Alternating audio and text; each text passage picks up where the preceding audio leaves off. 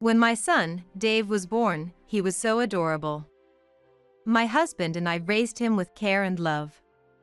How did it end up like this? Dave grinned, looking as happy as can be. Oh, sorry about this, Mom. His wife, Karen, already acting like this is her home, sprawled out on the sofa that my husband used to love. Leave the inheritance and house's procedures to me. I watched them with a straight face.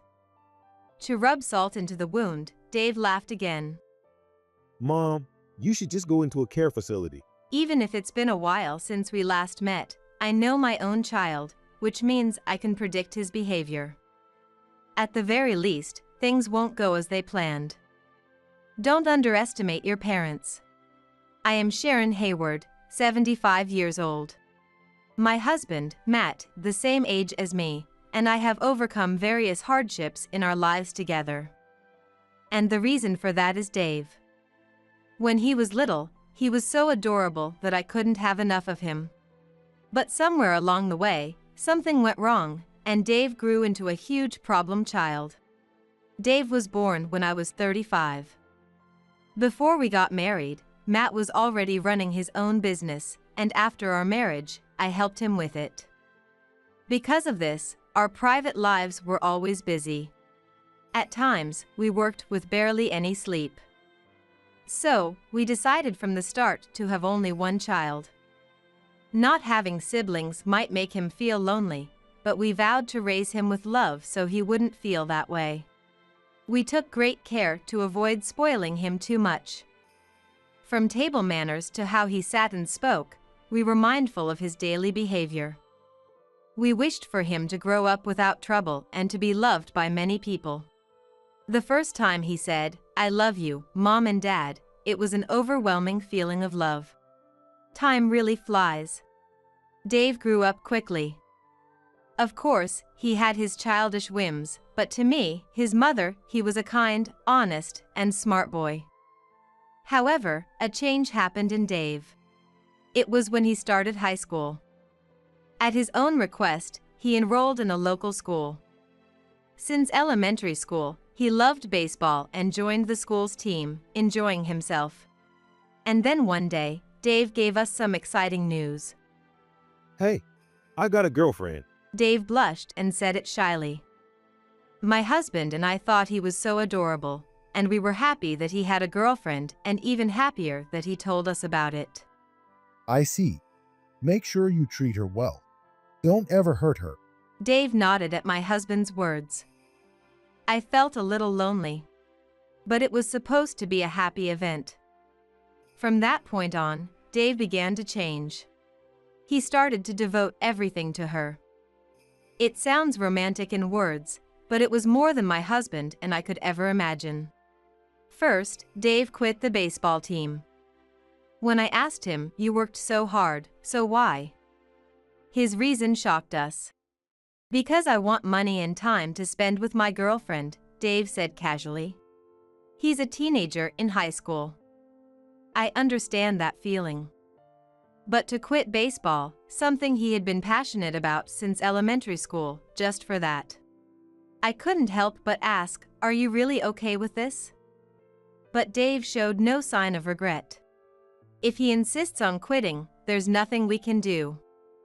We tried to persuade him several times, but seeing that Dave's heart wouldn't change, we gave up.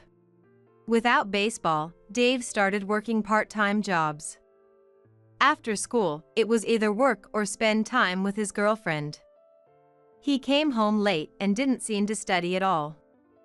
Before I knew it, Dave, who used to be a top student, had fallen so low that his test scores were closer to the bottom. We couldn't stay silent. My husband and I caught Dave and had a talk. It's okay to have fun with your girlfriend. I'm not saying don't work either. But right now, you're being incredibly foolish. My husband wasn't angry or exasperated. He was genuinely worried about Dave.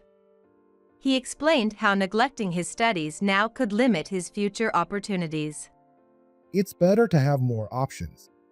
Otherwise, when you finally find something you want to do, it might be too late, and you might not be able to do it. My husband had given up on college himself, so he didn't want Dave to experience the same regret. He spoke earnestly and tried to reason with him. We hoped this would make Dave reconsider. But instead, Dave gave a nasty smile and said, I don't care about that. My future is already set. I'm gonna make a living with Karen through music. Karen was his girlfriend's name. Music? I asked, and Dave nodded proudly. Yeah, we're making music together. I don't want to work hard like you guys. I want to have fun with Karen and make money. It was such a shallow idea. When I asked for more details, it seemed his girlfriend had invited him to this idea, and he thought, that's it. Only a handful of people can actually make a living through music.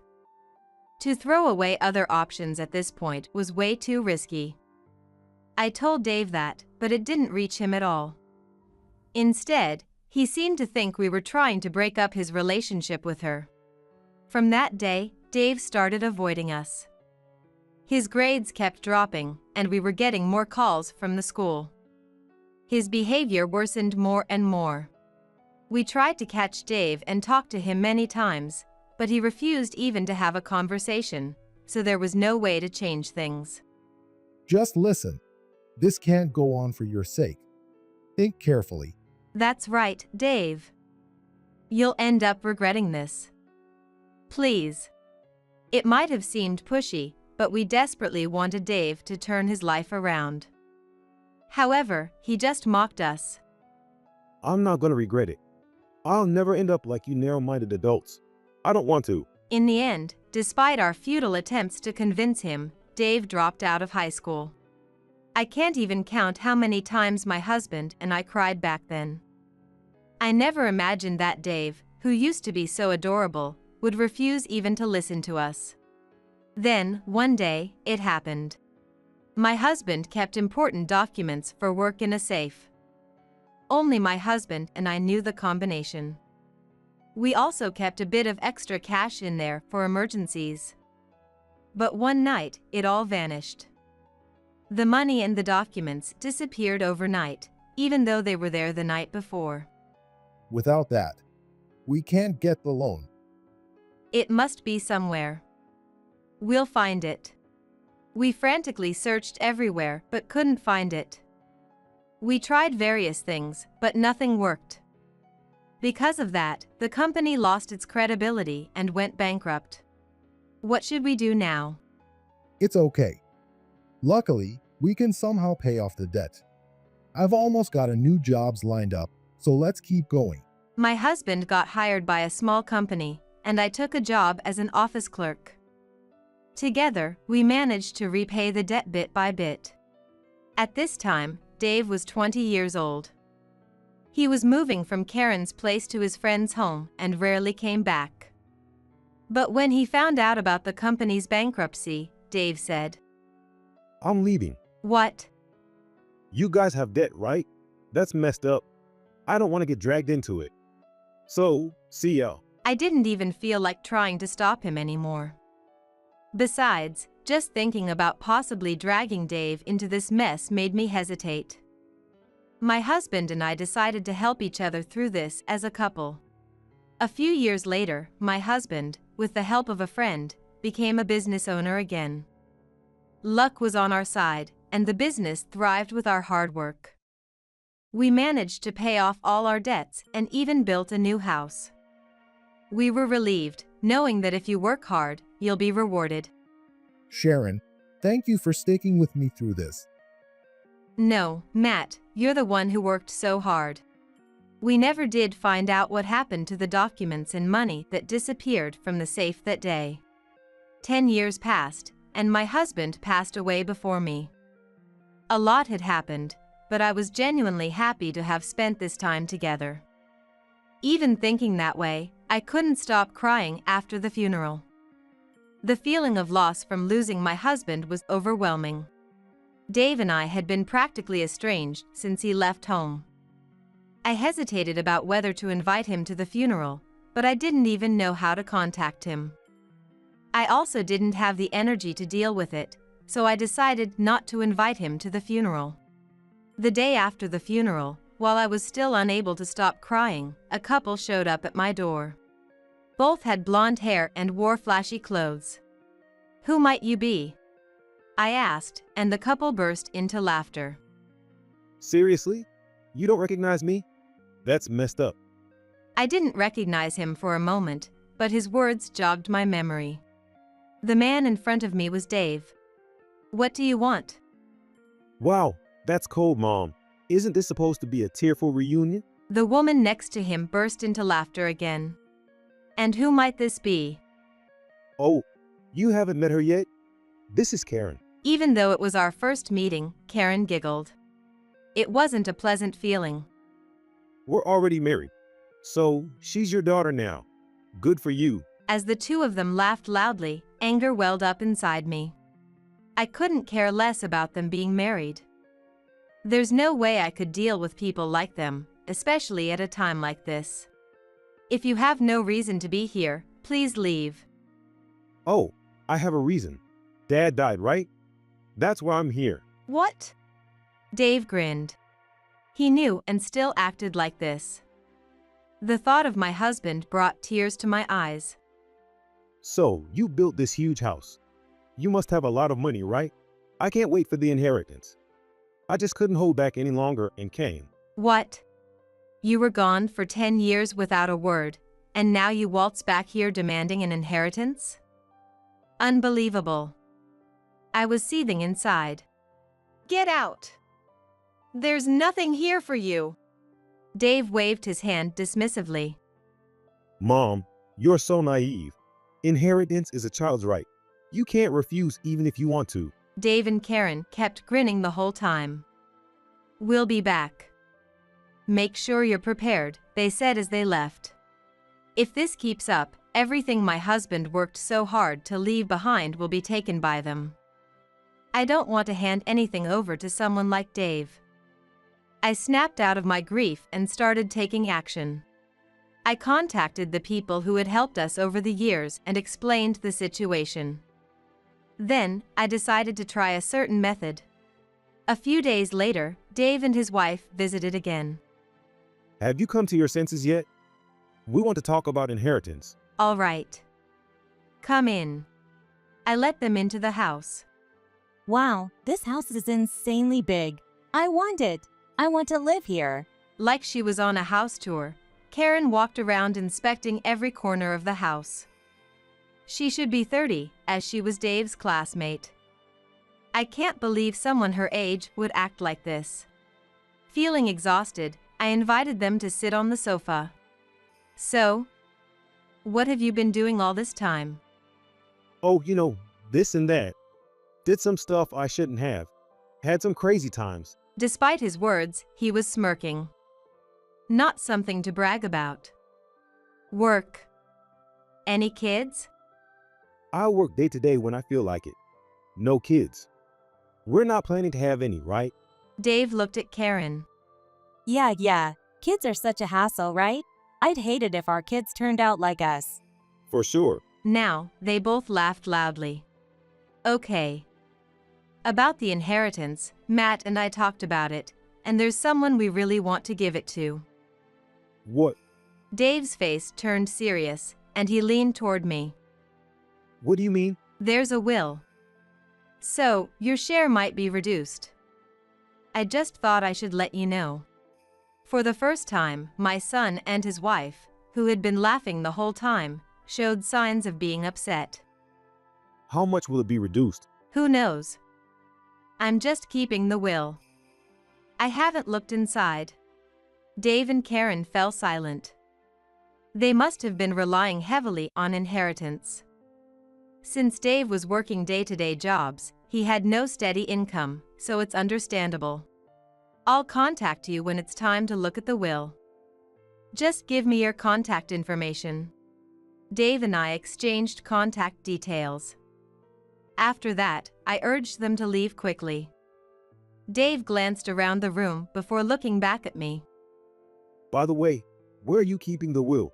"That's none of your concern. Don't worry. It's kept safe." I glanced briefly at the safe in the back of the room. Dave saw this and smiled with satisfaction. All right, we'll be back. I wanted to slam the door at them as they left, but I held back. With this, I've laid the bait for them. Now, let's see if they take the actions I expected. It'll be fine. It has to be fine, right? I muttered to myself as if talking to my late husband. The next day, Dave showed up alone. There's nothing new to talk about since yesterday. What do you want? So cold, Mom. We're each other's only family, right? Let's get along. Look, I bought some apples. Could you peel them for me? Dave handed me a plastic bag. Inside were 5 bright red apples. This many? I love apples. Come on, peel them, just like old times. I sighed, saying, all right, fine, and got up to go to the kitchen. With 5 apples, it would take a fair amount of time to peel them. Bringing these over meant Dave planned to do something today. This was all according to plan, but a deep sense of emptiness filled my chest. If possible, I wanted to believe in Dave. When I finished peeling the apples and returned to the living room, Dave was gone. Dave! I called out loudly, and a flustered Dave rushed back in. He was sweating as if he had been caught off guard. Oh, what's wrong? Are you okay? Yeah, I'm fine. Apples, apples. While Dave crunched on the apples, I put my hands together and said, let's eat. 2 days later, the doorbell rang. When I opened the door, Dave, Karen, and a man in a suit stood there. And who might you be? Nice to meet you. My name is Edward Hudson. The man who introduced himself as Edward tilted his head. I see. So, Edward, why are you here? I'm a lawyer. Today, I've come at Dave's request to accompany him. I looked at Edward from head to toe, scrutinizing him. I see. So, you, along with Dave and Karen, think it's okay to show up here without an appointment and this early in the morning? Got it. Come in. Oh, right. Sorry about that, Edward said awkwardly. The 4 of us sat around the table, and Edward started the conversation. We're here today regarding the inheritance of your late husband. I apologize for the sudden visit. Yes, a phone call would have been appreciated. So, what's next? This time, Edward continued without changing his expression. Your son and his wife here would like to confirm the contents of the will. Where is the will? Quite an audacious request. The will is kept in the safe. Edward and Dave exchanged glances and nodded. May we check it then? Smiling, he stood up. Dave and Karen followed suit. Excuse me, ma'am, the will? Since I remained seated, Edward looked puzzled and tilted his head. I am not your mother. Call me Mrs. Hayward. Do I have to show you the will right here? Edward frowned, looking for help from Dave. Dave sighed and spoke to me. I'm Dad's son, you know. I have the right to see the will. Hurry up. Reluctantly, I stood up, and we all headed to the safe. I opened the safe and took out an envelope. Edward reached out and said, then, let me check it, but I quickly pulled it away. Don't touch it without permission. I'll check it first. Though Edward looked a bit annoyed, he forced a smile and said, all right, go ahead. I opened the envelope, revealing a single sheet of paper. It started with "This is the will of Matthew Hayward," followed by details about the property, buildings, and bank accounts. After reading it, I bit my lower lip. What does it say? Dave snatched the will and exclaimed joyfully, "Whoa!" Yes. Hey, look at this. It says everything below is to be inherited by David Hayward. Dave handed it over to Edward with a look of excitement. He examined it and nodded. Yes, indeed. Of course, a portion will still go to Ms. Hayward, so you don't need to worry. Karen wrapped her arms around Dave's neck, squealing with excitement. Oh my God, does that mean this house and everything are ours? This is amazing. You should be grateful. It's all thanks to my dad. While confirming the will with Edward, I asked, "So, you're telling me to leave this house?" He nodded confidently. That's correct. This will be inherited by Dave. Dave grinned, looking overjoyed. Oh, sorry about this, Mom. Karen sprawled out on the sofa, acting like she owned the place. I'll handle the inheritance and house procedures. I watched them calmly. If I have to leave this house, where am I supposed to go? Dave crossed his arms and pretended to think before opening his eyes wide as if he had a sudden idea. Mom, you should just go into a care facility. Oh, Dave, you're just too cruel. Karen burst into laughter, and Dave joined in. They seemed to be in high spirits. Even Edward was laughing along with them. All right, this is enough. I briskly walked up to Dave. What? Are you going to grovel? It's useless. Even if you do, I'm not giving it back.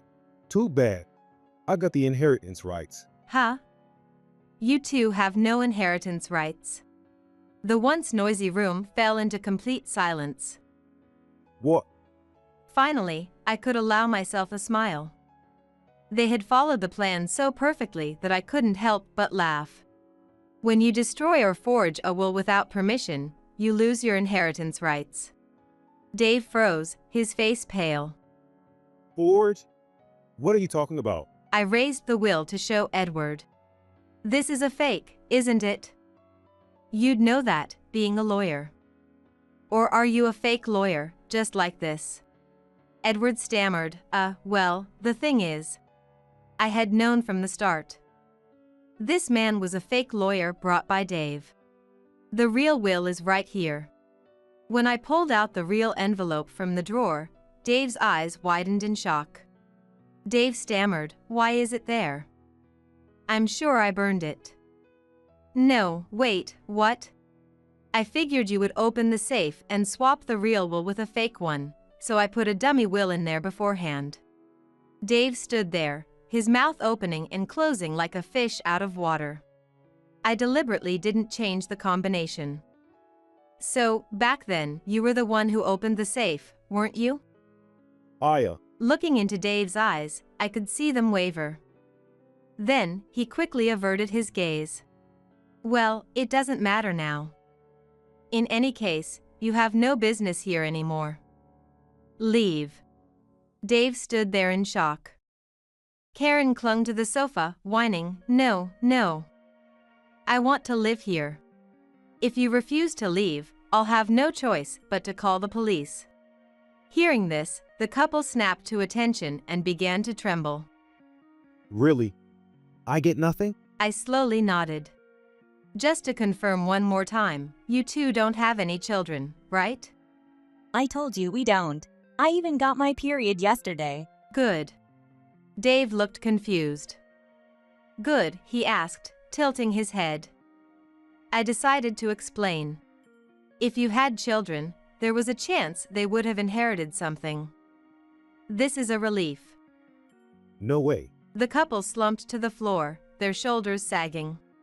After that, I completed the official inheritance process.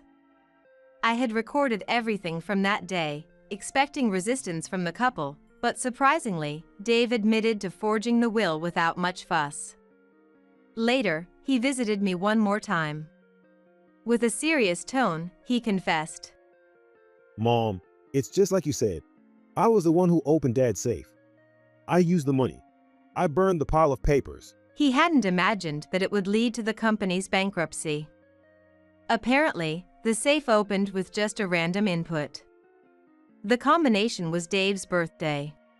He lowered his gaze and said, "I'm really sorry." His voice trembled, but his face looked somewhat relieved when he lifted it. Incidentally, it seems he and Karen broke up.